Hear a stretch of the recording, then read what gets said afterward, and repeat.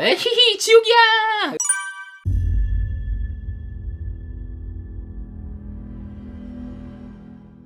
저는 지옥 선택하겠습니다. 네, 지옥 선택하셨습니다. 사랑의 하나님이 저거 나올 줄 알았다. 어떻게 지옥을 만드실 수 있는가? 굉장히 중요한 질문입니다. 다른 종교의 신들은 과연 거짓이냐라는 것을 연장선상으로 다른 신들을 믿는 사람들을 다 진리가 아니기 때문에 지옥에 떨어진다라는 것인가? 혹은 예수님을 알지 못하고 죽은 사람들, 예를 들어서 세종대왕이라든지 이순신 장군 같은 사람들도 지옥에서 영원한 형벌을 받아야 되는 거냐? 이것이 과연 사랑의 하나님의 속성에 부합하느냐라는 이런 질문에 대해서 우리는 어떤 답을 할 수가 있을까요? 굉장히 스피동님의 답변이 기대가 됩니다. 이 질문을 보시면 사랑이라는 개념, 그리고 하나님이라는 개념, 지옥이라는 개념, 그 세 가지를 먼저 좀 정리하면 답변에 또 이해하실 때 조금 좋으실 것 같아요. 사랑, 우리가 어떤 것들을 대할 때 늘 이미지로 많이 대하거든요. 그래서 에덴 동산에 생명나무 선악과가 동산 중앙에 있었는데 많은 성도분들이 선악과는 악한 것이라고 생각을 많이 하세요. 실제로 신천지 같은 데서 교리 강론을 할 때 선악과는 나쁜 선지자를 상징하는 거다, 하나님을 반하는 거다, 뭐 이런 식으로 가르치지만 사실은 그렇지 않죠. 에덴 동산은 하나님께서 만드셨고 하나님께서 그 가운데 두신 것이기 때문에 선하신 하나님께서 만드신 그 선악과는 선한 것입니다. 다만 그것이 사람에게 조금 나쁘게 적용이 돼서 어쩔 수 없이 고통과 아픔을 준 것은 사실이죠.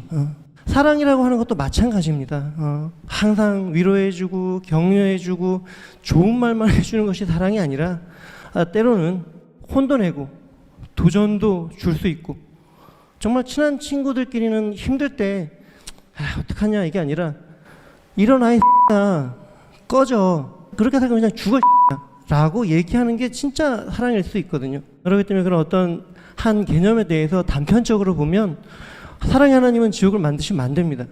그렇지만 사랑의 여러 가지 다양한 부분들이 있기 때문에 지옥은 얼마든지 있을 수 있고 있어야 합니다. 빛이 있으면 그림자가 있는 것처럼, 아예 빛이 없다면 그림자도 없겠죠. 다 깜깜할 뿐이니까. 그렇지만 빛이 있어야 좋은 거 아니겠습니까? 모든 생명의 근원이니까요. 전 지옥도 마찬가지라고 생각합니다. 많은 분들이, 특히 평신도 분들이 지옥은 나쁜 거다, 그곳의 대장은 사탄이다, 이렇게 생각하는데 천만의 말이죠. 지옥도 하나님이 만드시고 지옥의 최고 수장은 하나님이십니다. 범죄자들이 감옥을 관리하는 게 아니잖아요, 그렇죠? 최고 수장은 국가에서 하는 거고, 나라의 대통령이 결국 최고 수장이 되는 거예요. 감옥이 나쁜 거라고 누가 얘기할 수 있겠습니까? 정말 나쁘고 뭐 안 좋고 막 이런 이미지로만 기억될 것이 아니라 하나님의 정의가 최종적으로 완성되는 곳, 그리고 사랑의 그 다양성과 양면성들이 보완되는 곳, 그래서 하나님의 사랑의 또 다른 현상이다, 저는 이렇게 설명드리고 싶습니다. 감사합니다. 저는 이 답변이 마음에 들어요. 네, 하나님의 이 정의라는 차원에서, 그리고 사랑이라는 것의 양면성에 대해서 감옥 비유도 굉장히 좋았고요. 피동님께서 지금 가져가는 이 논증의 방향에 대해서는 그리스도인들도 그리고 비그리스도인들도 충분하게 납득이 가능할 것이다 라고 여겨집니다. 제가 봤을 때 좋은 포인트는 그건 것 같아요. 사랑의 양면성, 사랑이라는 다양성에 대해서 이야기하고 정의를 내리고 끌고 가는 이 흐름이에요. 홀리카운터 신청 받겠습니다. 답변 잘 들었습니다. 근데 사실 저도 그렇고 또 믿지 않는 친구들하고 얘기를 해봐도 가장 몸서리 쳐지는 지점이 뭐 지옥이 있냐 없냐 이전에 지옥의 영원성 때문인 것 같거든요. 영원함. 그렇죠. 이거죠. 사랑의 하나님이 그 사랑의 다양성, 다양한 측면들 이런 것들을 보여주시지만은 지옥이 평생 간다. 이 부분에 대해서 사람들은 많이 이렇게 얘기하고 있습니다. 그러면은 저 지옥에 떨어지는 사람들을 보고 천국에 있는 사람들은 희희낙락거릴 수가 있느냐? 저들이 고통당하는 모습을 보고 즐거워할 수가 있느냐? 이게 윤리적인 거냐? 도덕적인 거냐? 합리적인 거냐? 이런 얘기들을 충분히 할 수가 있을 것 같아요. 예를 들어서 아까 감옥 말씀하셨는데 무기징역도 있잖아요. 그리고 예를 들어서 아주 뭐 심한 경우에 사형이지만 사형수라 할지라도 죽으면 그 형기가 끝나는 거잖아요.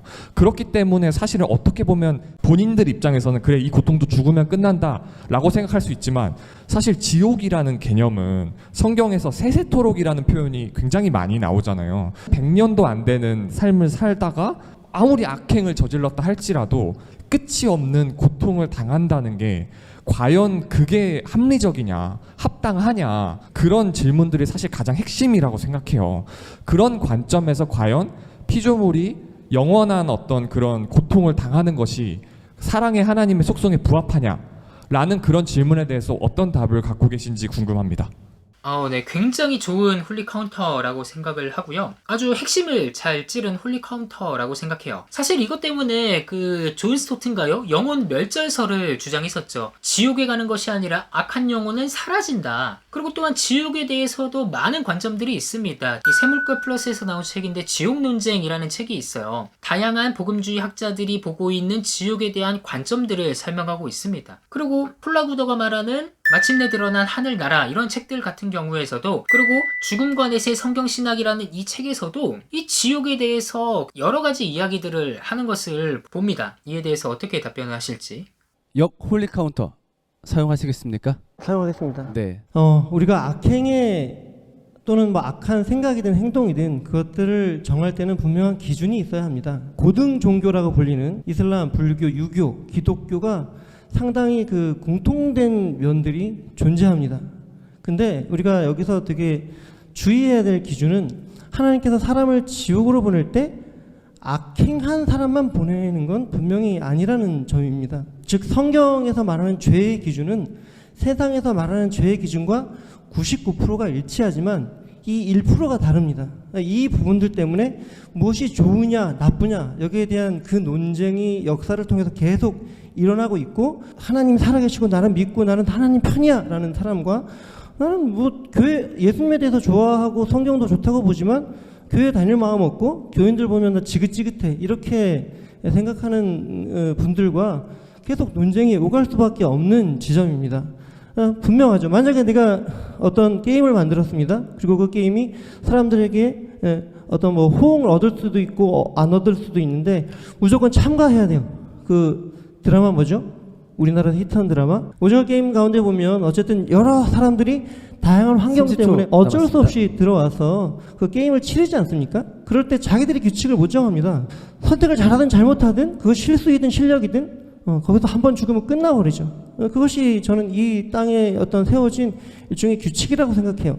다시 기회가 주어진다면 어쩌면 누구든 잘할 수도 있겠죠. 하지만 한 번의 기회, 그 기회만으로 하나님을 믿을 것인가 말 것인가 이것으로 판단되는 것이기 때문에 그게 사랑의 하나님께서 이후에 영원한 네, 것에 여기까지 대해서 듣겠습니다. 네, 시간 됐기 때문에. 이 답변은 만족할 만한 답변이 되지 못한 것 같아요. 제 입장에서는요. 저라면 이렇게 답변할 것 같습니다. 세상에 있는 종교들 그리고 많은 사람들은 선과 악의 기준을 가지고 살아갑니다. 그것이 인류에게 심겨진 어떤 자연 계시인 보편적인 선, 도덕률이라고도 얘기할 수 있을 것 같아요. 근데 그 도덕률은 하나님의 기준에서 봤을 때의 도덕률과 사람이 봤을 때의 도덕률과는 조금 차이가 있다라는 것이죠. 내가 도덕적이라고 생각하는 것이 하나님의 관점에서는 도덕이 아닐 수도 있고, 내가 악하다고 생각하는 것이 하나님의 관점에서는 악이 아닐 수도 있죠. 이러한 것들을 깔고 가고, 마지막에 예수님께서 이 땅에 오셨을 때에 백보자 심판을 진행하시면서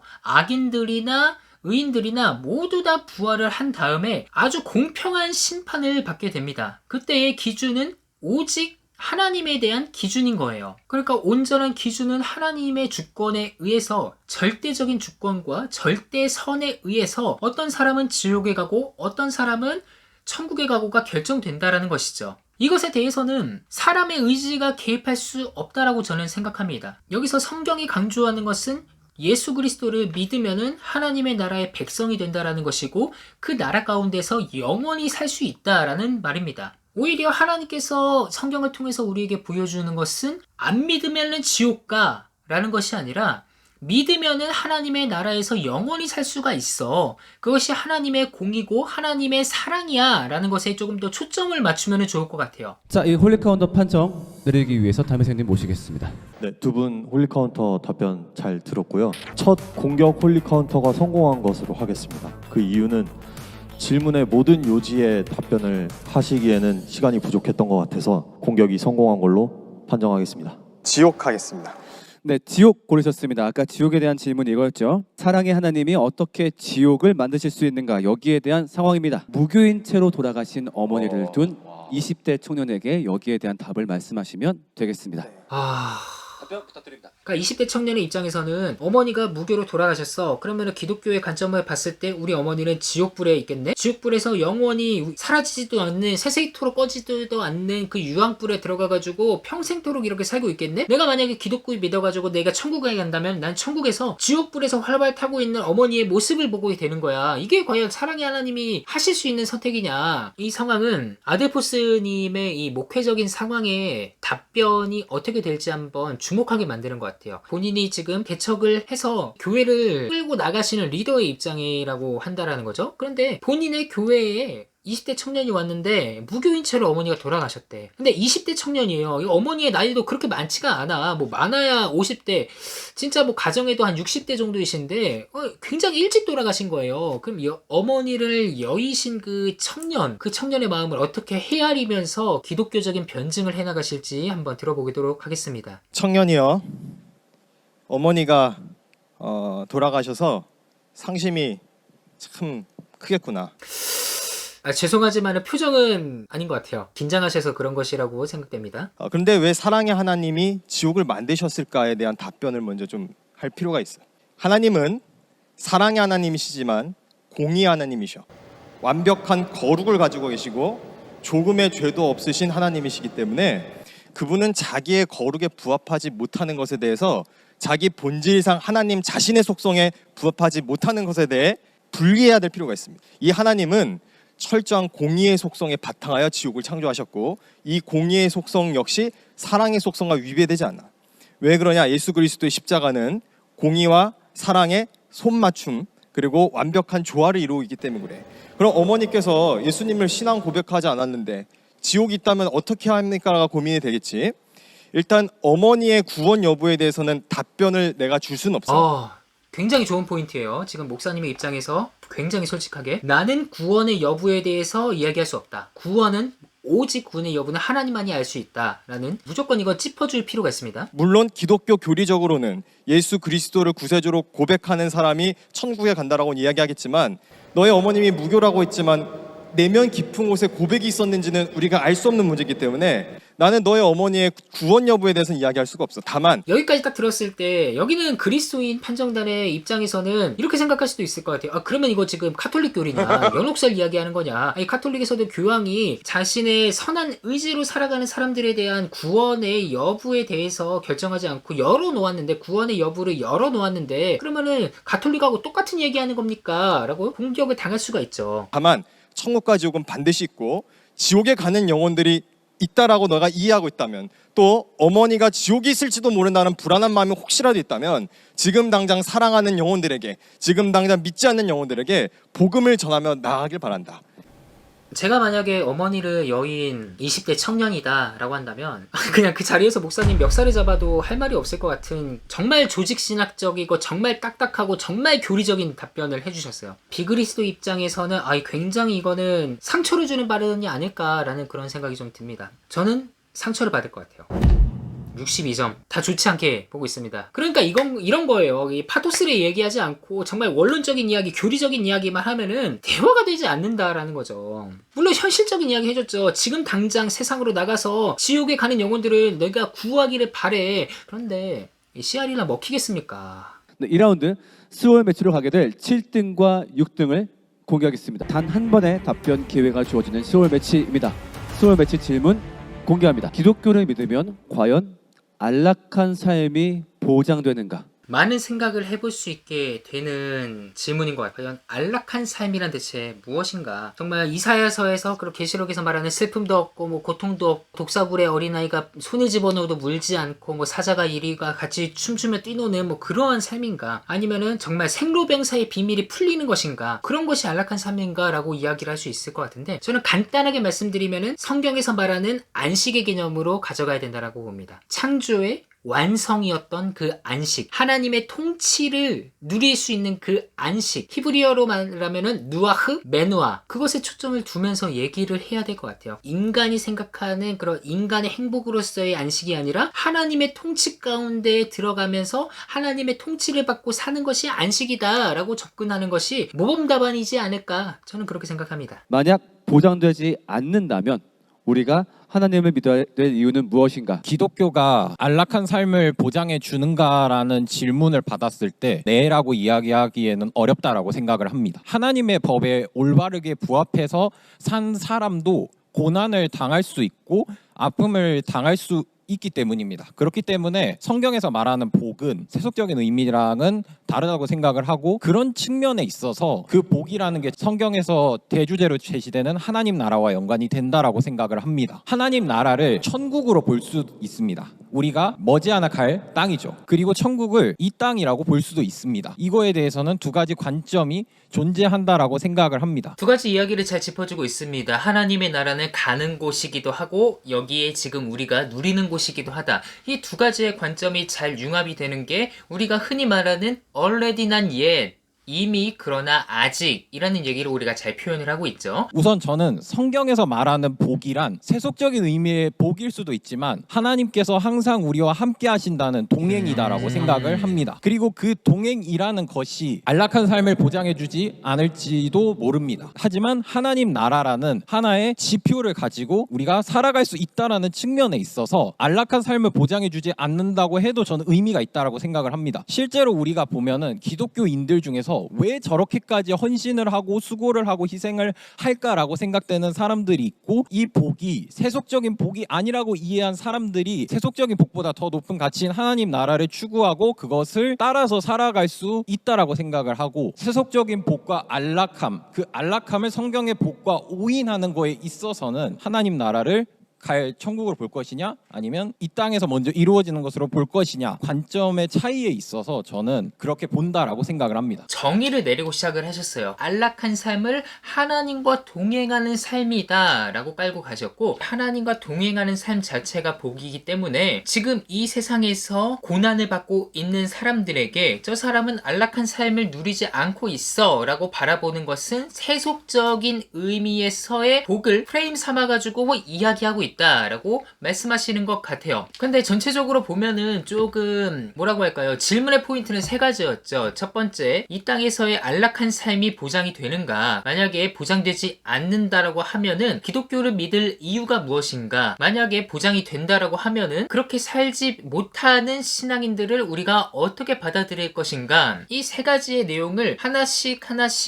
따져가는 것이 아니라 조금 뭉뚱그려서 얘기했기 때문에 심사위원들, 판정단들이 봤을 때에는 조금 두루뭉술하다라고 이야기할 지점이 있을 것 같습니다. 그래서 안락한 삶이라는 것을 하나님과의 동행이라고 얘기를 했지만은, 그렇다면은 해결되지 않는 의문은 그것입니다. 이 질문을 하는 사람이 기독교인인지 비기독교인인지는 모르겠지만은 고난을 당하는 사람들을 봤을 때 야, 저렇게까지 내가 믿어야 돼? 라는 질문이 등장할 수가 있는 것이죠. 아니, 예수님을 믿는 사람들이 무조건 복을 받는 것이 아닌 것 같은데 하나님께서는 왜 그냥 보고만 계시냐? 나도 예수님을 믿으면은 이렇게 고난을 받는가? 물론 그 관점에 대해서 하나님과의 동행이라는 포인트를 짚어주셨지만은 하나님과 동행을 하고 있다는 것은 주관적인 사실이고요. 그렇기 때문에 이거는 변증이라기보다는 너희들도 한번 그렇게 살아봐, 하나님과의 동행하는 그 기쁨을 맛봐봐 라고 하는 이야기인 것처럼 보입니다. 그래서 어느 정도 상식님께서는 파토스적으로 접근을 하셨지만은 이 질문에 대한 명확한 답변은 사실 되지 못했다고 생각을 하게 되고요. 이런 점에서는 아델포스님께서 하나씩 요목조목 따져가면서 이 세 가지에 대한 답변을 제시를 하신다고 한다면은 심사위원들 입장에서는 납득이 가능할 것이다 라고 보여집니다. 바로 이어서 답변을 드리면 반은 맞고 반은 틀린 얘기입니다. 안락한 삶은 보장하기도 합니다. 물론 세속에서 오염된 언어로 생각하는 그 복의 개념은 아니고 예수 그리스도를 주로 고백하고 믿는 게 가장 큰 복입니다. 그것이 곧 안락함입니다. 그런데 기독교 신앙의 안락함을 보장한다라고 생각할 때 이 땅에서 겪는 시련과 고난과 그 앞에서 우리는 과연 하나님이 존재하는가를 생각하면서 안락함을 주지도 않는 신, 안락함을 보장하지도 않는 종교를 내가 왜 믿어야 하는가를 따져묻게 되거든요.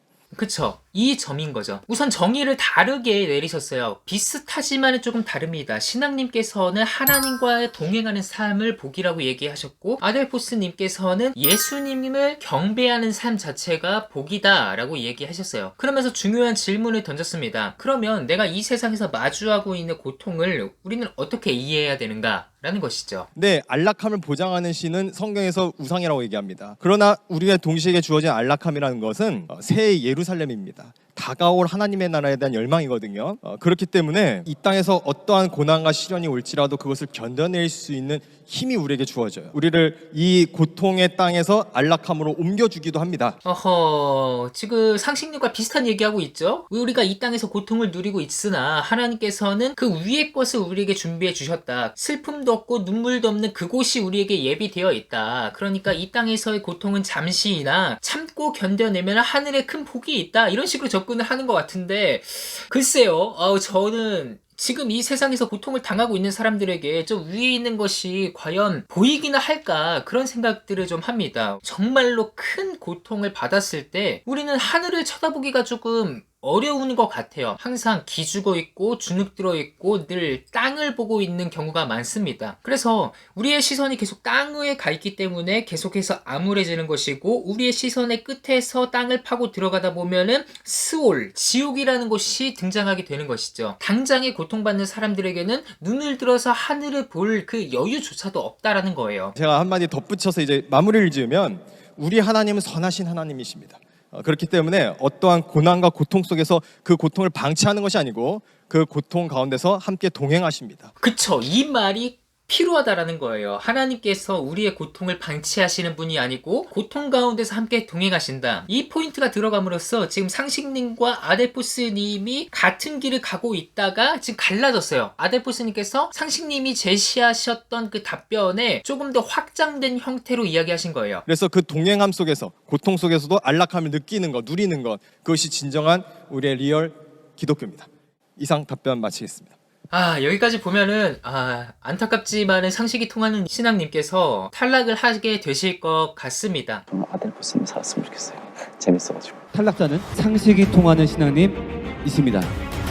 주제가 결정되었습니다. 예수천국 불신지옥이라는 전도 구호를 계속 써도 될까? 이 표현을 제가 알기로 최초로 사용하신 분이 그 최봉성 목사님, 최권능 목사님이시거든요. 그런데 그런 예수천국 불신지옥이라는 표현을 계속 써도 되는가? 제 생각을 말씀드리자면, 그러니까 예수천국 불신지옥, 맞아요. 예수님 믿으면은 천국 가고 예수님 믿지 않으면은 지옥 간다. 맞습니다. 그런데 이것이 무례하게 다가간다라고 하면은 상대방으로 하여금 기독교가 오만하고 무례한 자세를 취한다라고 보여질 여지가 있다라고 생각하면은 저는 이 구호 쓰지 말아야 된다라고 생각합니다. 그리고 사실 사람들 사이에서 생각하고 있는 개념이 너무나 달라요. 저 같은 경우에는 천국을, 이 지상 천국의 개념을 조금 더 많이 가져가고 있거든요. 가는 천국이기도 하지만은 저는 아직 죽은 상태가 아니기 때문에 이 세상에서 살아가는 이 천국을 조금 더 많이 생각을 합니다. 그런데 예수천국 불신지옥이라는 이 표어를, 구호를 가지고 외쳤을 때 사람들이 생각하는 천국은 과연 지상 천국을 이야기할까요? 저는 아니라고 봅니다. 존 밀턴의 신라권을 비롯하여서 여러 가지 매체들이 보여주는 그 잘못된 천국에 대한 인식, 죽어서 가는 곳, 거기에서 희희낙락 복락을 누리는 곳, 뭐 황금이 깔려 있고 이런 식으로 인식이 된다라고 하면은 이거는 저는 기독교의 복음을 절반밖에 설명하지 못하는 구호가 됐다라고 생각해요. 따라서 이러한 차원에서는 저는 예수천국 불신지옥을 사용하지 말아야 된다라고 생각합니다. 예수천국 불신지옥, 사실 많은 분들이 이 8글자를 싫어하는 이유는 메시지가 분명해서, 메시지가 너무나도 복음적이어서가 아니라 온몸에 그 글자를 들고 다니며 사탄의 자식들아 라고 외치는 지하철에 계신 여러 성도님들로 인함일 수 있겠습니다. 왜냐하면 그들이 하는 행위들, 그들이 갖고 있는 색깔로 뒤덮여지고 사람들 향해 소리 지르는 그런 행위들은 많은 사람들에게 불편함을 초래하고 기독교에 대해 안 좋은 인식을 가지게 하기 때문입니다. 그런데 그러면 되묻고 싶습니다. 예수천국 불신지옥 그래서 틀린 말입니까? 아니지. 말이 틀린 게 아니라 그 태도가 틀린 거라면 태도를 고쳐야지 왜 메시지를 말도 못하게 하느냐. 저는 그 이야기를 하고 싶습니다. 찬성이죠 지금. 죄를 죄라고 하고 구원을 구원이라 하는 것, 그것을 하지 못하게 한다면 기독교라고 할 수가 없겠죠. 그러니까 지금 조슈아님 같은 경우에 태도가 문제다. 이 구호가 잘못되지 않았다. 그렇게 얘기하고 있죠. 저는 개인적으로 이제 마케팅 쪽에도 관심이 많아서 어떻게 표현하는 방식을 굉장히 중요하게 여기는데요. 참 안타까운 것들이 어떤 게 있냐면 정말 맞는 말이에요. 정말 뭐 예를 들어서 그게 사회적인 이념이든 정치적인 논리든 이건 정말 맞는 말인데 그것을 표현하는 방식 때문에 오해되고 내지는 정말 의도치 않은 그런 반대에 부딪혔을 때 너무 안타까울 때가 많아요. 특히 이 기독교 신앙 그리고 예수천국 불신지옥이라는 그 믿음 체계가 저도 동의하기 때문에 기독교인이거든요. 그러나 그것이 표현되는 방식이나 뭐 타이밍이나 그런 것들이 조금은 더 21세기에 맞게 좀 더 상대방을 배려하면서 제시해 줘야지 않을까 하는 게 제 기본적인 생각입니다. 조슈아 예수천국 불신지옥 메시지가 틀린 것이 아니다. 태도가 문제다. 그러니까 써도 된다. 의심하는 도마 이 태도 자체가 메시지를 가려버릴 위험성이 있다. 그러니까 조금 더 다른 방식으로 우리가 제시를 해야 된다. 이렇게 찬성과 반대가 명확하게 갈렸습니다. 예수천국 불신지옥을 배려해서 표현하면 어떻게 표현할 수 있습니까? 배려해서 어떻게 표현해 볼래? 한번 얘기해봐 라는 거죠. 사람들이 갖고 있는 게 천국과 지옥 사실 이 단어에 굉장히 많이 좀 반응을 하는 거거든요. 그래서 우리가 생각하는 천국이 뭔지 그러니까 사람들이 보통 지옥이라고 하면 막 불타고 막 영원히 막 고문당하고 이런 걸로 생각을 더 많이 하기 마련이건 저도 그렇게 생각했고 그런데 여기에 대해서 뭔가 그 사람들의 생각이나 사실은 당신들이 생각하는 게 꼭 그런 게 아니다. 뭐 천국에 대해서도 그런 것들을 먼저 이야기를 좀 할 필요가 있지 사람들이 생각하는 천국과 지옥에 대한 이미지가 다 다르고 어떻게 보면 성경이 말하는 천국과 지옥이 아닐 수도 있는데 그냥 천국, 지옥 이렇게 얘기해버리는 거는 오히려 그 사람들의 편견 내지는 선입견을 더 강화하는 안 좋은 역효과가 나는 게 아닌가 그런 생각을 합니다. 참 아쉬운 게 뭐냐면은요 이미 이 단어들이 굳어졌어요. 천국 하면은 이 수염난 노인이 잘 왔어 라고 환영하고 천사들이 막 날개 달고 막 링 달고 막 날아다니는 그런 곳 이 이미지 자체가 성경에서 말하는 이미지는 사실 아니거든요. 그래서 지금 현재 사실은 그것이 아니야 라고 이야기한다고 하면은 정말 너무 많은 이야기를 해야 된다라는 것이죠. 괴벨스가 이 전략을 굉장히 잘 사용했거든요. 대중을 선동하는 데에는 진짜 단 몇 마디의 말만이 필요하다. 그런데 그것을 반박하기 위해서는 정말 많은 자료들이 필요하다. 그래서 그 자료들을 갖고 와가지고 반박하려고 했을 때 이미 대중들은 선동당한 뒤다. 이렇게 얘기했거든요. 천국 그거 그냥 죽어서 가는 곳 그냥 거기에 뭐 천사들이 링 달고 막 사는 곳이야. 지옥 그냥 불구덩이야. 어떻게 하나님이 이런 곳을 만들 수가 있어. 사랑의 하나님이 그거 왜 만들었어. 막 이런 내용들 거기에서만 이 이야기가 머물러 있는 이 상황에서 예수천국 불신지옥 이러면은 또 저 소리 하네. 포용력이 없네. 배타적이네. 뭐 이런 얘기들을 한다라는 거죠. 그래서 예수천국 불신지옥에 대한 논리가 우리가 이것을 진짜 가져가야 된다라고 한다면은 내재되어 있는 인상들을 지워버리고 기독교에서 말하는 천국, 하나님의 나라에서 사는 것, 지옥, 하나님의 나라 밖에서 영원토록 이를 갈고 있는 그런 상황들을 지옥이다라고 하는 성경적인 맥락들이 정착이 되어 있을 때 그것을 가지고 예수천국 불신지옥 이야기하면은 저는 오케이입니다. 당연히 오케이고요. 오해될 게 없으니까요. 근데 지금은 너무나도 천국과 지옥에 대한 오해가 있고 그 오해가 이 구호로 하여금 불편하게 만든다라는 것이죠. 유명한 철학자 버틀란드 러셀이 이런 말을 했습니다. 어떤 명제를 들었을 때 그것이 참이면 믿어야 하고 거짓이면 믿지 말아야 하며 우리가 그것을 알 수 없을 때 우리는 판단을 유보해야 한다. 예수천국 불신지옥에 대해서 방금 말씀하신 거에는 참인 것 거짓인 것을 떠나서 판단을 유보해야 하는 경우가 조금 있습니다. 어떤 경우냐면요. 지옥의 경우 우리가 유황불이 가득한 그 몸이 타오르는 고통으로 가득한 지옥만 생각하게 돼서 그래서 문제가 될 수 있습니다. 거부감이 될 수 있습니다. 그런데 그럼 그 지옥관은 잘못된 지옥관입니까? 아니죠. 지옥에 대해서 우리는 수많은 해석적 갈래들을 가지고 있습니다. 앞서 말씀드린 대로 유황불이 타오르는 지옥도 있고요. 영혼 멸절설에서 말하는 그저 그 생명이 끊어짐으로 말미암아 발생하는 그런 지옥이 있고요. 우리가 상태적으로 하나님께서 없애신 그 상태를 두고서 그것이 하나님 나라가 아닌 지옥이라고 말하는 설도 있고 근데 그런 것들에 대해서 우리가 정확하게 알 수 있는 것 없습니다. 그런데 우리가 너무너무 자명하게 알 수 있는 것은 내가 곧 길이요 진리요 생명이니라고 말씀하신 그 말씀입니다. 따라서 우리가 가장 자명하게 알 수 있는 메시지는 말하지 않고 그것이 우리가 알 수 없는 것으로 인해서 혹여나 내가 잘못된 인식을 줄 수 있으니까 말하면 안 돼라고 하는 것은 우리는 확실히 알 수 없기 때문에 천국과 지옥에 대해서도 절대로 말할 수 없다라고 말하는 것과 같은 이치라고 생각합니다. 예수를 믿는다. 그것이 곧 천국이다. 불신, 예수를 믿지 않으면 곧 지옥이다. 이 명제는 분명하게 맞아요. 그런데 저는 불편합니다. 왜 불편할까? 그러니까 단편적인 이야기들을 하고 있어서 불편하다라는 것인데 조슈아님께서 말씀하시는 것은 그렇다고 이 명제 자체가 틀린 거냐? 그러니까 명제 자체가 틀린 것이 아니기 때문에 말을 할 수가 있다. 사용이야 할 수 있죠. 근데 사용해야 할 수 있는데 그로 인해서 많은 사람들이 기독교에 대한 더욱더 반감을 가지고 아니 오히려 기독교 내에 있는 사람도 예수님을 믿는 사람 역시도 예수천국 불신지옥에 대해서 반감하는 사람들도 있습니다. 비기독교인들을 차치하고 기독교 안에서도 이것에 대해서 말을 하지 말아야 된다라는 자성의 작용들이 있는데 그러면은 같은 얘기를 예수천국 불신지옥이라는 이 타이틀을 가지지 않고 다른 내용으로도 충분히 우리가 표현할 수 있다라는 것이죠. 물론 우리가 기독교 신앙을 갖고 있지만 우리가 지금 다 알 수 없는 그런 저는 진리들이 있다고 생각합니다. 그리고 예수 천국 불신 지옥에 대해서도 말씀하셨지만 제가 그거에 대해서 반대하는 게 아니에요. 다만 우리가 기독교인으로서 알 수 있는 부분까지가 있고 여기까지는 우리가 알 수 없는 것 같은데 라는 부분이 있다고 생각해요.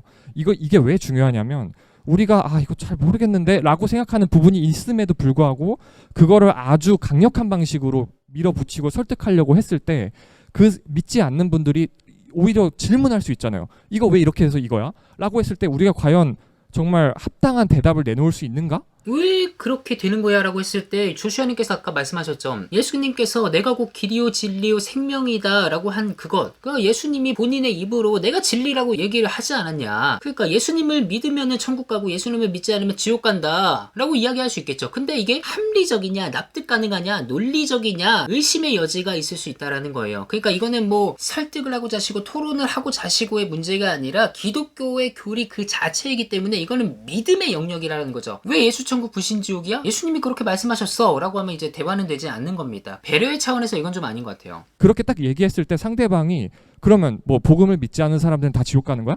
라고 이야기했을 때 저는 정말 솔직하게 내가 거기에 대해서까지 한 번도 듣지 못한 사람들에 대해서까지는 잘 모르겠다 라고 이야기를 할 수밖에 없을 것 같거든요. 그럼 그걸 감안한다면 듣는 사람 입장에서는 어느 정도 우리가 좀 이렇게 오해의 여지가 없는 선까지 명확하게 이야기하는 게 좋지 않을까 하는 게 제 생각입니다. 말씀에 완전히 동의합니다. 그런데 예수천국 불신지옥 이것이 너무나도 폭력적으로 들릴 수도 있죠.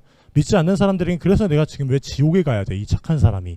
충분히 할 수 있는 생각입니다. 그리고 말씀하신 대로 우리가 알 수 없는 범죄에 대한 질문이 들어오느라면 우리는 굉장히 곤란한 상황에 처할 수밖에도 없겠죠. 그런데요, 만약에 우리가 예수천국 불신지옥이란 그 명제조차 말하지 못하고 다른 사람들을 다른 어떤 예시들로 예화들로 교회에 끌어들인 뒤에 나중에 우리가 예수천국 불신지옥에 대해 말을 한다면 그건 점진적인 세뇌의 작용이랑 큰 차이를 갖지 않습니다.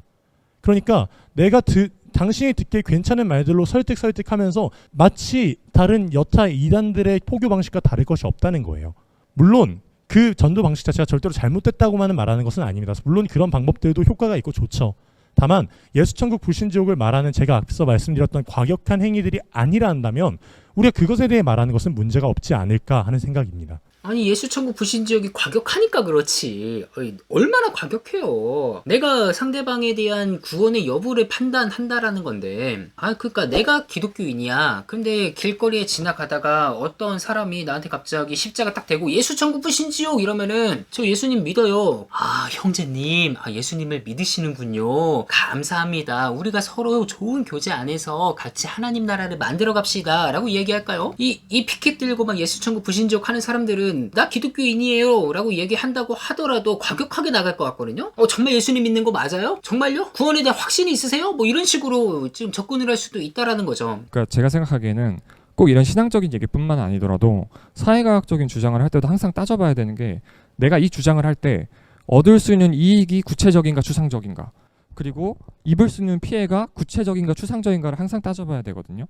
그런데 예수천국 불신지옥을 얘기했을 때 제가 생각하기에 그리고 사회 여론을 봤을 때 얻을 수 있는 이익은 굉장히 모호하고 추상적이에요.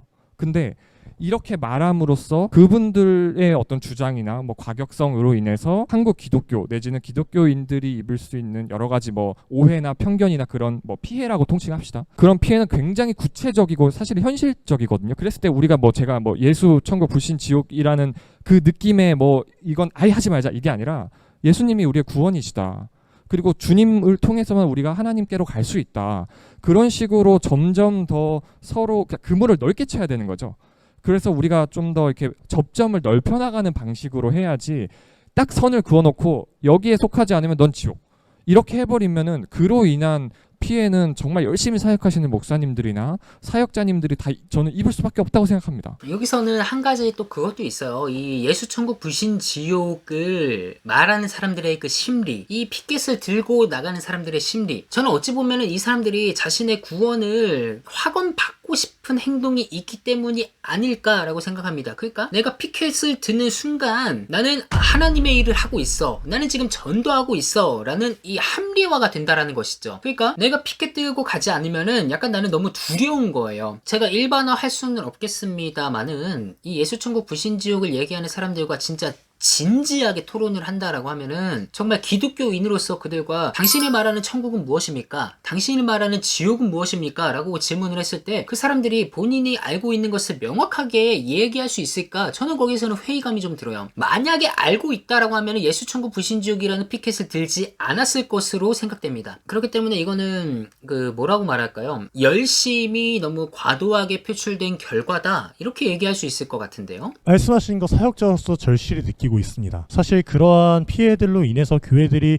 다른 이미지로 고통을 받게 되면 다 마음이 아프기도 합니다. 그래도 결국 그 말을 외칠 수 있는 건 교회밖에 없을 거라고 생각을 합니다. 조슈아님께 먼저 질문 하나 드리고 싶은데요. 예수천국 불신지옥을 얘기해야 된다. 그 외에 듣기 좋은 말들로 끌어들이는 것은 세뇌에 가깝다라는 논지를 펼치셨는데, 반대로 예수천국 불신지옥 자체가 일종의 공포 마케팅으로서 세뇌를 하는 것이 아니냐 라는 의문도 제기될 수 있거든요. 물론 공포 마케팅이란 말에 대해서 동의합니다. 그래서 저도 앞서 말씀드렸던 것처럼 지하철에서 그렇게 온몸에 무장을 하고 하는 것이 너무나도 싫기는 해요. 그런데 저는 그 단어, 그 말, 격언 자체는 사용했으면 좋겠다는 거죠. 의심 많은 도마님께 질문 하나 드리고 싶은데요. 복음을 들어보지 못한 사람들은 어떻게 되느냐 라는 질문에 대해서 우리가 답을 할 수 없기 때문에 말할 수 없는 부분은 좀 침묵하는 것이 좋다, 이런 식의 논지를 펼치신 것 같은데요. 반대로 예수천국 불신지옥을 강력하게 말해야 한다는 사람이 복음을 들어보지 못한 사람들을 우리가 모르기 때문에 오히려 그래서 전해야 된다, 이런 식으로 그 유용성을 얘기한다면 어떻게 답하시겠는지. 복음을 전해야 된다는 그 필요성 자체는 사실 다들 동감하실 거예요. 그런데 사실 이렇게까지 한국 기독교, 정확히 말하면 개신교가 욕을 먹고 있는 이유는 우리가 전하는 복음만큼 살아내지 못하기 때문이라고 생각하거든요.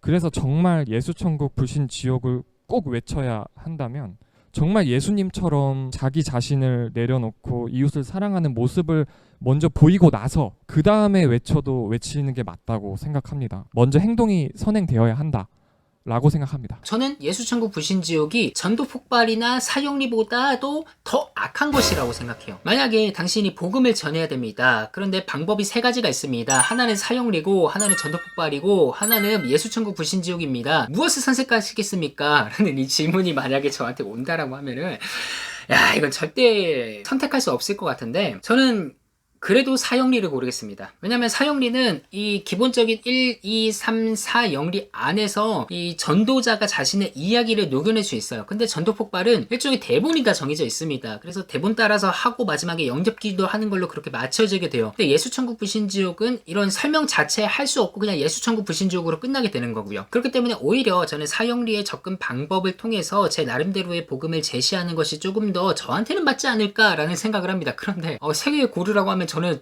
안 고를 것 같아요. 이거 쉽지 않아요. 마지막으로 짧게 30초씩 발언해 주시면 감사하겠습니다. 저도 이제 그리스도인으로서 구원의 문제에 있어서 항상 고민을 합니다. 어떤 게 맞을까?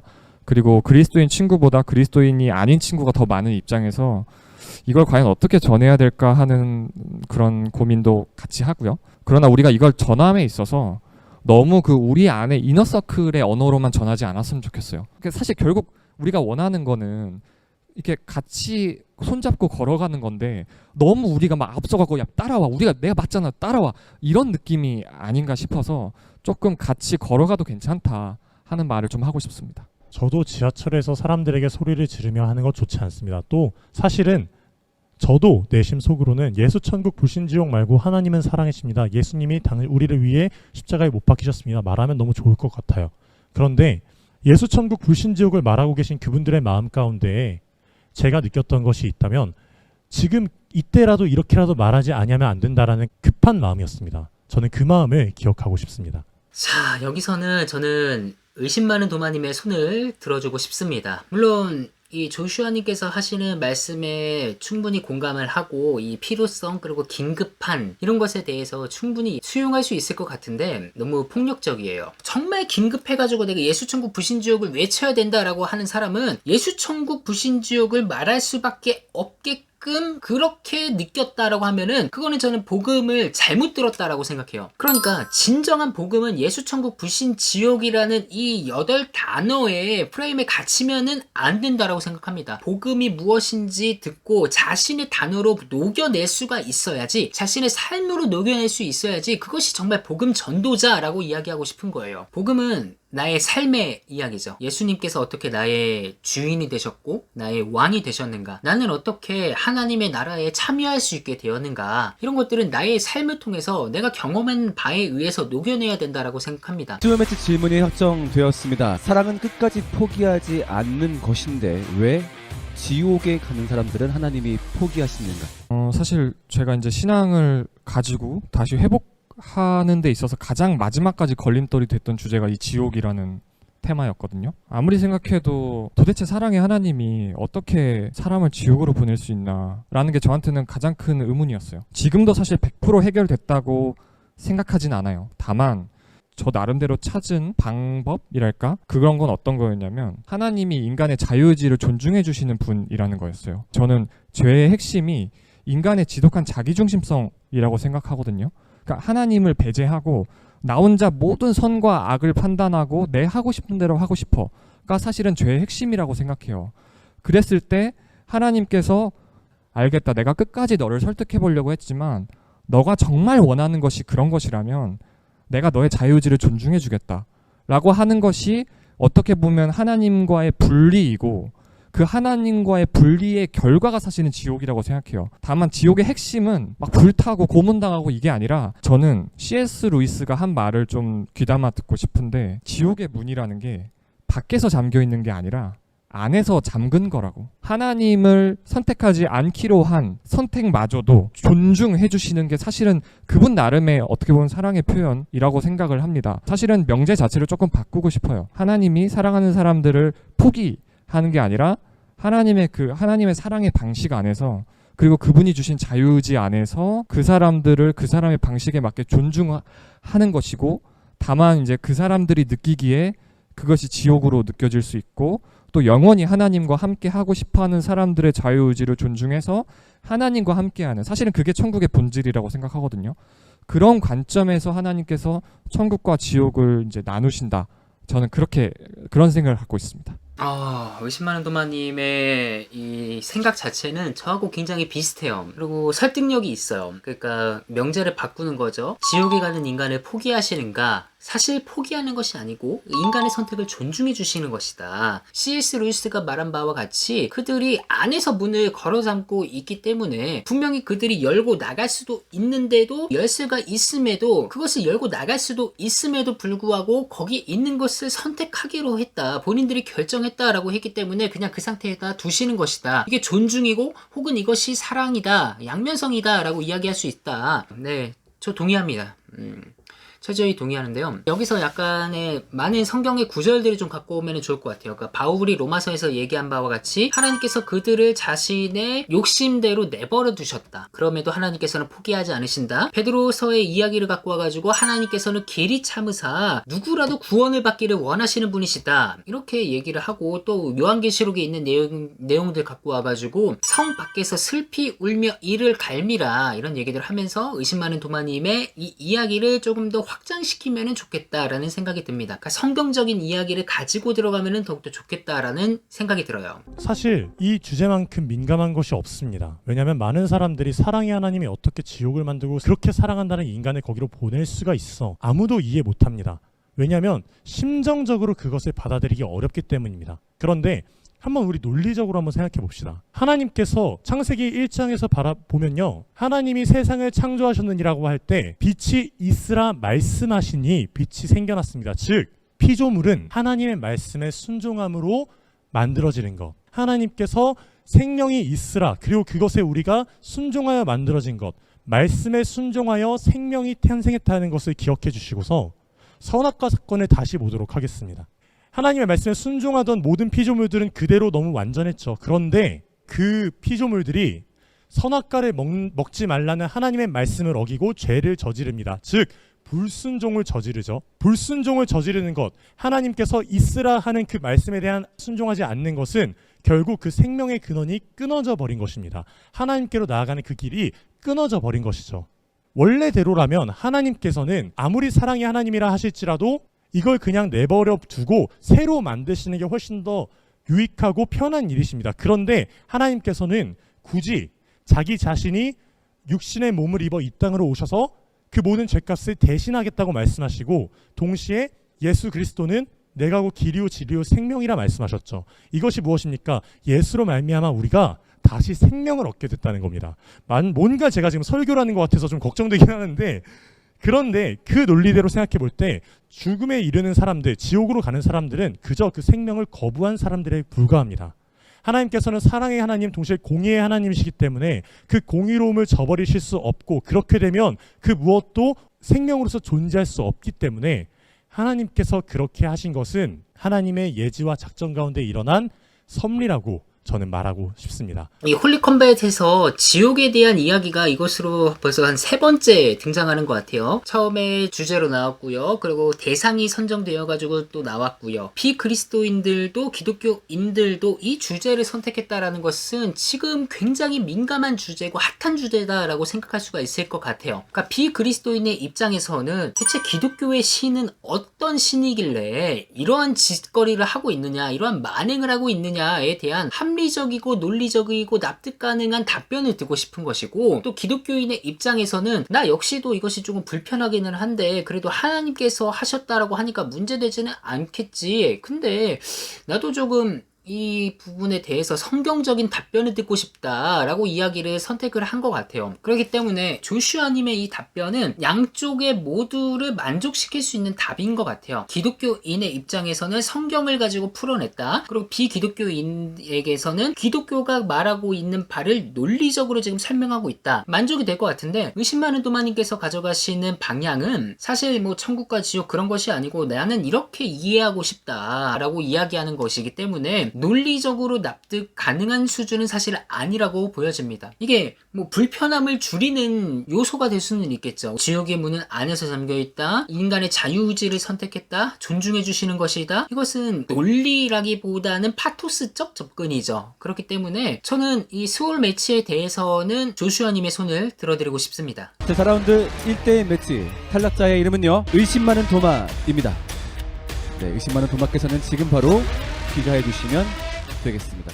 네, 네 번째 질문은요, 우리 방청객께서 주신 질문입니다. 만약 태어날 때부터 이슬람에 태어나서 일평생 무슬림으로 살아서 복음을 한 번도 들어본 적이 없다면 이렇게 지옥을 가게 되는 것이 과연 공평하신 하나님이신가? 아니면 정확한 복음을 들어본 적이 없고 어설픈 복음만 들어서 말 같지도 않은 엉터리가 여기다가 예수님을 믿지 못하고 심판날에 서게 되는데 이런 이들을 향한 심판날에 또 다른 하나님의 계획이 있을까? 이거 그거였죠. 스피동님께서 대답을 좀 하셨던 것 같아요. 힌두교 집안에서 태어나 평생 힌두교만을 믿은 인도인 청년에게 답한다고 가정하시고 답하시면 되겠습니다. 같은 지점에 대해서 이야기를 좀 나온 것 같아요. 여기서 이 얘기를 하셨어요. 그러니까 평생 무슬림에서 태어나가지고 복음을 듣지도 못했고 그렇게 만약에 죽어서 뭐 최후의 심판 때에 하나님 앞에 터게 됐는데 이때 하나님께서 어떤 다른 계획을 갖고 계신가 라는 이런 질문을 하셨었습니다. 이렇게 또 많이 물어보시는 것 같아요. 이순신 장군은 구원 받았나요? 우선은 이 문제에 대해서 가장 확실한 답변부터 드려야 될 것 같습니다. 우리가 말할 수 있는 구원은 우리 개인의 구원 말고는 없습니다. 지금 질문자님은 질문자님의 구원에 대해서 말할 수 있겠지만 저에 대해서 혹은 여기 있는 다른 어떤 분에 대해서도 그 사람이 구원을 받았노라라고 확정적으로 말할 수는 절대로 없습니다. 정말 전심으로 예수님을 바라봤었는지 자신의 주인으로 삼으셨었는지는 우리가 다른 이의 마음을 완전히 알 수 없기 때문이죠. 사실 복음을 듣지 못하고 살아가는 사람들이 아직도 세상에 많기는 하죠. 특별히 다른 문화권, 다른 종교 문화권에 있는 경우에서는 확실히 우리와는 전혀 다른 세상에 살고 있다 보니 구원을 절대로 받을 수 없는 사람들처럼 보이기도 합니다. 그러나 좀 재밌는 이야기가 있는데 칼 라너라는 신학자가 말했던 익명의 그리스도인이라는 말이 있습니다. 이것은요, 그 사람이 설령 복음을 듣지 못했더라도 그 사람이 설령 이제 살면서 예수에 대해서 제대로 알지 못했다 하더라도 그의 마음 가운데 오직 예수 그리스도를 향한 마음이 있었다면 그 안에 그것을 신념으로 삼고 그를 주인으로 삼았던 어떤 믿음이 있었다면 그 사람은 구원을 받을 수 있다는 그런 이야기입니다. 이거 충신에서 얘기할 수 있는 주제인가요? 칼 라너 저는 잘 모르겠어요. 칼 라너가 어떤 사람인지. 저는 약간 가톨릭에서 얘기하는 거하고 좀 비슷한 이야기인 것 같아요. 그러니까 그 사람의 마음에 그리스도를 향한 마음이 있고 그 사람의 평생으로 신념으로 삼고 있다고 하면은 그 사람을 그리스도인이라고 말할 수가 있다. 근데 여기서는 조슈아님의 이 의견에 대해서 잠깐 조금 가지고 오자면은 아까 조슈아님께서 이렇게 얘기하셨죠. 구원의 문제에 대해서는 나 자신에 대한 구원의 여부만을 판단할 수 있고 남에 대해서는 판단할 수 없다 라고 말씀을 하셨는데, 그래서 이미 이렇게 전제를 그렇게 깔고 가신 이후에는 뭐 어떤 이야기든지 설득이 좀 안 될 것 같아요. 그러면은 여기서는 저는 끝나야 된다라고 생각을 해요. 이것은요, 절대로 다른 종교에서도 구원이 있다는 이야기가 아닙니다. 다만 그가 예수를 바라볼 수 있다는 가능성이 있는 이 상황에서는 우리가 쉽게 말할 수 있는 것이 없습니다. 다만 그것이 절대로 그들의 구원의 탈락이 아니면 그들이 구원을 받을 수 없다는 표징이 아니라는 것은 아셨으면 좋겠습니다. 판단할 수 없다라고 이야기를 끌고 가셨기 때문에 이 가치 판단의 영역에 있어서는 이제는 변증의 목적에는 도달하지 못했다라고 생각이 되시고, 먼저 답변 오류가 있어요. 그래서 그걸 좀 수정하고 그 다음에 제가 질문에 대한 요지를 답변하고자 합니다. 칼 라너의 익명의 그리스도인 개념을 설명을 했는데 저 라너를 좀 오해했습니다. 칼 라너라는 신학자는 가톨릭 신학자예요. 만약에 그 타종교에 대한 어떤 구원의 가능성이라든가, 물론 적극적으로 그렇게 표현하지는 않았으나 그런 여지를 지금 남기면서 설명을 했거든요. 익명의 그리스도인 개념을 접한 사람들은 이걸 정말 심각하게 오해합니다. 대표적인 신학자 폴 리터라든가 존 힉이라는 종교학자들은 이거를 가지고 굉장히 지금 그 종교 다원주의 근원으로 삼고 있어요. 근데 그게 아니에요. 익명의 그리스도인은 라너 덧붙이는 말이 있습니다. 뭐냐면 익명을 실명으로 바꾸는 선교적 작업의 요청을 굉장히 강력하게 요구합니다. 다시 말해서 본래 질문에 대한 답변으로 들어가겠습니다. 아마 아데포스님께서 확실하게 말씀해 주실 것 같아요. 그 복음을 듣지 못하고 죽은 영혼들 다 지옥 간다, 불지옥이다, 에히히 지옥이야. 복음을 듣지 못하는 자들은 과연 구원을 얻느냐에 대한 여부는 로마 카톨릭 또 동방정교회, 개신교 신학 모두 신학적 컬러가 조금씩 다릅니다. 그래서 어떤 한 입장에 따라서 강력하게 얘기하기는 좀 어려워요. 그러나 제가 위치해 있는 스탠스, 즉 복음주의 신앙에서는 예수 그리스도의 복음을 모르면 구원받지 못합니다. 근데 이것은 그들의 유기에 대한 관점으로 다가가는 것이 아니고 복음이 없는 문명권 또는 잘못된 복음을 받아들여서 이 복음의 가능성에서 어려움을 겪는 이들에게 오히려 선교적 사명을 우리에게 부여해주고자 하는 것이 포인트입니다. 다시 말해서 그들의 구원의 가능성 여부에 대해서는 우리가 함부로 얘기하기는 어려워요. 믿었는지 안 믿었는지조차 판단을 못합니다. 교회 안에 있는 사람들도 진짜 믿냐 못 믿냐를 모르는데 그들 역시도 진짜 믿냐 못 믿냐를 몰라. 이런 측면에서 라너의 익명의 그리스도인 개념이 상당히 설득력은 있으나 다만 라너의 신학적 개념을 툭툭 던져서 사용할 개념은 아니다. 이 부분을 일단 수정하면서 제 답변을 좀 덧붙였습니다.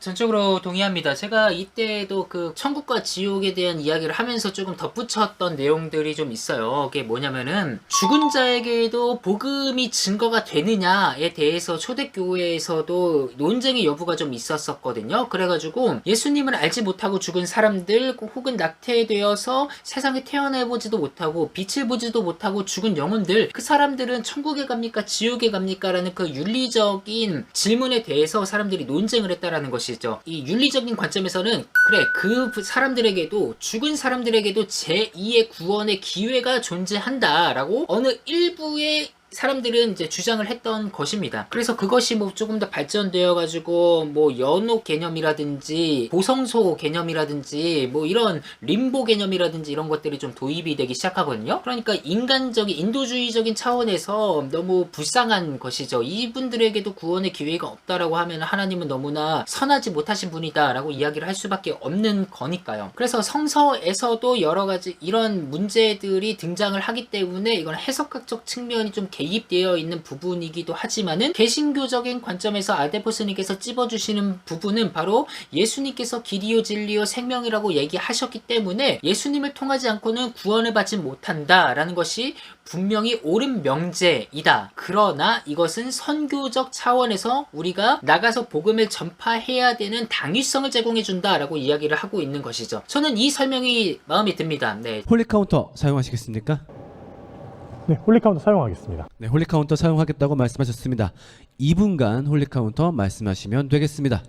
우선 아까 전에 제가 말했던 부분에 대해서 교정을 해주셨는데 사실 저분이 말씀하신 거 다 맞습니다. 다만 제가 말씀드렸던 것이 확실하게 복음을 듣지 못한 자의 구원 혹은 지금 당장 이 자리에 있는 우리의 구원이라 할지라도 다른 이의 구원에 대해서 우리가 함부로 말할 수 없다는 것에 대해서는 정확하게 전달해 드리고 싶었습니다. 저에 대한 정확하고 상세한 보충 설명 감사합니다. 아니 이거는 홀리카운터가 아니죠? 저렇게 그 야비하게 상대방 답변 좋은 답변 그냥 가져가면서 답변하는 사람한테 좋은 점수 줘야겠습니까? 불새 있습니까? 네? 불새 있습니까? 아니 이게 나한테 반박해야 되는 거 아니에요? 네, 어쩔 수 없습니다. 이제 2분 동안은 그냥 얻어 맞으셔야 돼요. 어쩔 수 없어요. 규칙이니까.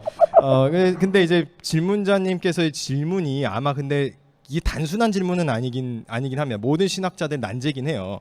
이거를 아주 단순하게 그냥 극명하게 너 복음의 원리대로 예수님 믿으면 구원 안 믿으면 지옥이라는 걸 알아 몰라라는 걸 따져 묻는 사람의 질문이 있고요. 또 한쪽은 의도는 뭐냐면 이런 질문이에요. 내 친구나 가족 중 내가 사랑하는 사람 중에 복음을 접하지 못한 사람이 돌아가셨는데 그 사람 지옥 간다 그러면 어떡하냐, 구원 못 받았다면 어떡하냐에 대한 걱정스러움에 대한 그런 질문. 지금 접근하시는 포인트는 굉장히 현명하시죠. 지금까지에 대해서는 이 신학적인 이야기들을 제시를 했다면은 이제는 여기에 감정적인 부분에 대해서 조금 더 터치를 해가지고 내가 좋은 점수를 받아가겠다. 네, 앞서 말한 너 복음의 원리와 신앙 고백을 알아 몰라라고 따져 묻는 식의 질문은 사실 답변을 별로 안 좋아해요, 사역자들 역시도. 근데 두 번째 경우 같은 경우에는 굉장히 진지하게 이야기를 합니다. 이거는 왜 알 수 없음이라고 얘기하는 게 에이 뭐야 결국 모르는 이게 무슨 변증이야 이럴 수 있는데 이거는 정말 전능자의 영역입니다. 그래서 우리가 함부로 얘기할 수 없는 게 내가 잘 믿는다고 자부하면서 굳게 믿는다고 생각하는 그 이단 종파들이 있거든요. 그래서 회개할 필요조차 없다고. 난 구원의 확신이 있다고 그러는데 구원은 확신으로 가는 것이 아닙니다. 은혜로 갑니다. 하나님의 전적인 십자가 구원의 은혜거든요. 내가 그걸 아냐 모르냐 또한 나의 지식적 행위적 측면이 돼요.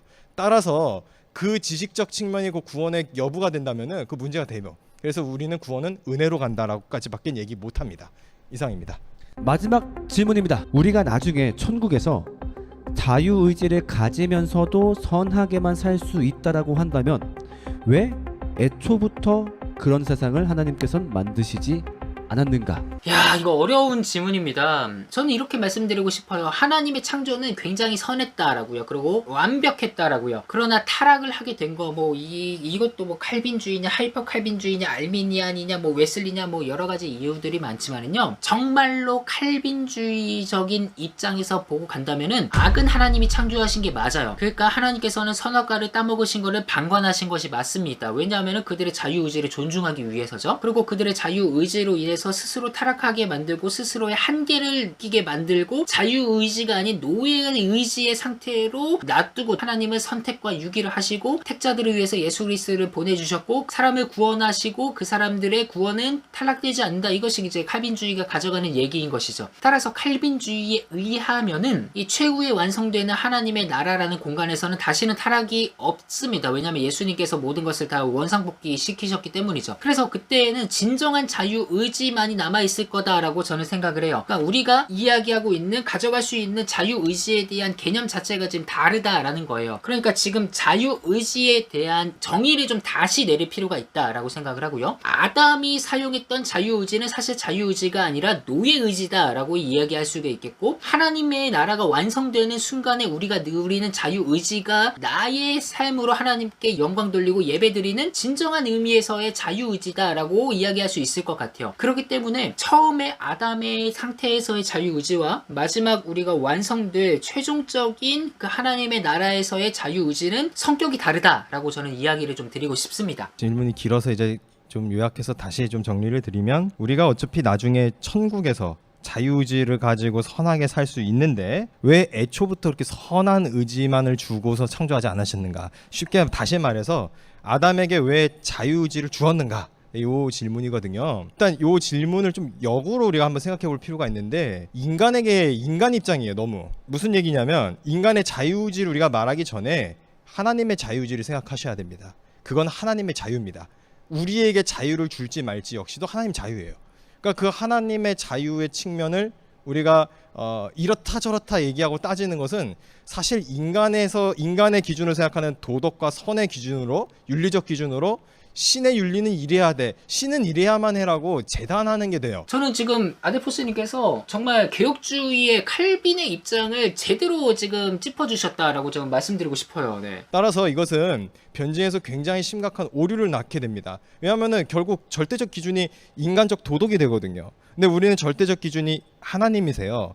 다시 말해서 하나님이 선하시고 하나님이 하셨다면 그것이 옳은 거지, 옳기 때문에 하나님이다가 아닙니다. 이게 너무 공격적이고 너무 배타적이고 이런 거 아니냐 할 수 있는데, 우리를 창조하신 한번 하나님 입장에서 생각해 볼 필요가 있잖아요. 변증이라는 것은. 그래서 이런 변증, 전제주의 형태의 변증을 한번 드려봤는데, 여기서 이제 덧붙여서 조금 할 수 있는 얘기가 자유의지에 대한 부분이 있어요. 이 자유의지를 우리가 어떻게 사용하시는가를 보는 게 또 하나님의 즐거움입니다. 다시 말해서 성도가 이 자유의지를 어떻게 선용하는가, 우리에게 주어진 이 자유의지를 가지고 어떻게 이 예배 공동체로 살아가는가. 아담은 그걸 실패했어요. 근데 우리의 의지로는 불가능합니다. 자유의지를 건강하게 활용하는 게 불가능해요. 그래서 하나님께서는 둘째 아담을 주십니다. 그게 예수 그리스도십니다. 그래서 구원이라는 것은 내가 선한 행실을 통해서 자유의지를 올바로 선택해서 내 하나님을 선택해가지고 믿어가지고 구원에 이르는 이것이 아니고요. 그리스도의 신적 의지에 있어서, 다시 말해 예수님의 자유의지에 의해 우리의 의지가 묶임 바 되고 메인 바 됩니다. 예, 은혜입니다. 다시 말해서 우리에게 주었던 자유의지는 전적으로 십자가 사건에서 노예의지로 종속되었습니다. 이거는 우리가 봤을 때 노예의지 부정적인 거 아니야 생각할 수 있으나 굉장히 은혜로운 이야기입니다. 이렇게 일단 답변을 마무리하겠습니다. 여기서 이제 성경적인 이야기를 조금 가져가자면은 갈라디아서 5장인가요? 4장인가요? 거기서 바울이 이렇게 얘기해요. 야, 너희들은 율법에 의해서 종노릇하고 있었었는데 예수님께서 십자가로 너희들을 해방시켰다, 자유함을 주셨다, 이렇게 얘기합니다. 그러니까 사냥꾼의 올무에서 벗어난 새 같은 그런 자유함을 주셨다라고 바울이 선포하고, 바울이 그 다음에 뭐라고 얘기하냐면요, 이게 참 골 때려요. 그러니까 너희는 십자가 안에서 사랑으로 종노릇하라 라고 이야기하거든요. 이게 참 골 때리는 겁니다. 그러니까 율법의 그 종속된 자로부터 해방되어서 자유인의 신분을 갖게 된 사람이 오히려 사랑으로서 서로 종노릇해라 라는 이야기인 거예요. 이게 지금 아데포스님께서 가져가시는 노예 의지에 대한 설명이다라고 얘기를 좀 드리고 싶습니다. 완전 정확하게 잘 말씀하셨는데, 여기에 저는 몇 마디를 더 붙이고 싶은 게, 우선은 하나님께서 인간을 창조하실 때 그 과정에 대해서 좀 생각을 해봤으면 좋겠어요. 하나님께서 자유의지를 선물하신 것은 그가 원하는 대로 움직이는 로봇이나 천사를 만들고 싶지 않으셨기 때문입니다. 사실 신앙 얘기를 하다가 이 사람 얘기를 하게 될 거라고 예상은 했으나 정말 꺼낼 줄은 몰랐는데, 에리 프롬이라는 사람이 있습니다. 이 사람이 소유냐 존재냐 하는 유명한 책을 썼는데요. 프롬이 오스트리아의 정신분석학자예요. 프로이트와 동시대를 살았던 사람이고, 이 사람이 쓴 책 중에 유명한 책이 바로 사랑의 기술, 아트 오브 러빙이라는 책이 있거든요. 제가 일단 이 책은 안 읽어가지고 어떻게 얘기를 못 드릴 것 같아요. 한번 들어보도록 할게요. 여기에서 우리는 어떤 사랑하는 것에 있어서 소유자로서 그것을 마음대로 강박하고 내가 이걸 마음대로 가지고 내 멋대로 움직여야 돼라고 한다면 그것을 소유로 바라보는 것이요. 그것을 상대를 진정으로 존재로 인정해주고 그 자율성을 인정해준다면 그것을 존재로서 사랑한다고 표현합니다. 그러니까 쉬운 말로 하면 이거죠. 좋아하는 사람은 꽃을 꺾어요. 그런데 사랑하는 사람은 꽃에 물을 줍니다. 라고 표현하면 좋을 것 같아요. 단순히 나의 만족과 갈망을 위해서라면은 나는 그것을 소유하고 싶다, 마음대로 하고 싶다. 하지만 사랑하는 사람은 그 사람의 자유를 위해서 헌신하고 그 사람을 내버려두고 오히려 곁에서 그 사람을 지지해 준다, 이렇게 표현을 할 수 있을 것 같아요. 그것을 가지고 지금 하나님의 적인 속성에 대해서 지금 이야기를 좀 하고 있는 것이죠. 이제 그런 것처럼 하나님께서는 만약에 인간을 창조하실 때 자기 마음대로 하나님께서 원하시는 그 뜻에 무조건적인 순종만을 할 수 있는 사람을 만들어셨다면 그것은 엄밀한 의미로 지금의 사람과는 좀 다르겠죠. 오히려 천사라고 보는 것이 옳겠습니다. 그러나 그럼으로 인해서 만들어진 죄의 결과, 그 모든 고통마저도 하나님께서는 앞서 말씀드린 것처럼 두 번째 아담 예수를 보내셔서 그를 대속하심으로 그 모든 죄값을 사하셨습니다. 결국 우리는 마지막에 그리스도 안의 연합을 통하여서 영화된 우리는 하나님 나라에서 진정한 의미의 자율로 오용되지 않고 오로지 자유롭고 선한 의지로 하나님 나라에서의 찬양을 올려드릴 수 있게 되는 것이죠. 네, 여기까지 답변 드리겠습니다. 조슈아님의 답변 어떤 이야기 하는지는 좀 알 것 같아요. 근데 이 질문 자체가 아담이 가졌던 자유의 의지와 나중에 우리가 최후에 완성될 우리의 자유의 의지에 어떤 차이가 있느냐에 대한 문제였던 것 같은데, 마지막에 대한 부분은 그냥 영화라는 이야기에서 조금 끝난 것 같아요. 홀리카운터 사용 여부를 여쭙겠습니다. 요번 부분에 있어서는 연합해서 답변하는 느낌이 좀 들 것 같아요. 영국의 부흥운동가 존 웨슬리가 있습니다. 웨슬리는 근데 두 개를 구분했어요. 셀프 윌하고 프리 윌을 구분했습니다. 다시 말해서 자유의지와 자기 의지를 구분한 겁니다. 우리의 악한 의지의 발현은 자기 의지예요. 사실 자유의지라는 것은 하나님이 주신 우리의 그 의지는 선과 악을 선택할 수 있는 능력을 말하는 것이 아니고요, 선을 행할 수 있는 능력을 뜻합니다. 그래서 정확한 의미로 자유의지는 우리 하나님 뭐하러 자유의지 주셨어, 이게 아니고 자유의지를 주셔서 감사합니다. 이 자유의지로 내가 주님 앞에 예배를 드립니다. 이 자유의지로 내가 복음이 없는 땅에 복음을 전하러 갑니다. 이 자유의지로 내가 오늘 예수 그리스도의 복음을 받아들입니다. 다시 말해서 하나님의 은혜를 받을 수 있는 통로적 장치로 자유의지를 허락하였어요. 이걸 신학적 용어로 선행은총이라 합니다. 모든 이들에게 부여됐습니다. 이 선행은총만 가지고 구원받느냐? 그러는 아니에요. 그러나 모든 이들에게 구원의 가능성이 있습니다.